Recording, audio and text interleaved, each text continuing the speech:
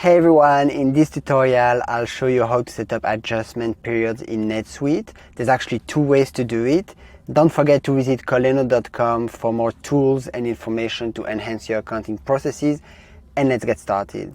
So the first way is to go into Manage Accounting Periods, here, and use the Setup Full Year button. And when you're here, you make sure to check the box 1 day year-end adjustment period.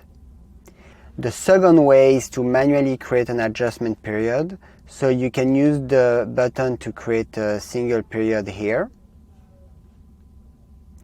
And you need to make sure that you have the period is adjustment checkbox checked. Manually created adjustments periods can be more than 1 day, so that's the difference. If you find this video helpful, then please like it. And then I will give you a few important notes that you need to know. Adjustment periods must overlap existing base periods with the multiple calendar features enabled. Second, only journal entries can be posted to adjustment periods. Third, to modify an accounting period date range, navigate to Setup, Accounting, Manage GL, Manage Accounting Periods. Then you select the appropriate period and you can adjust the end date.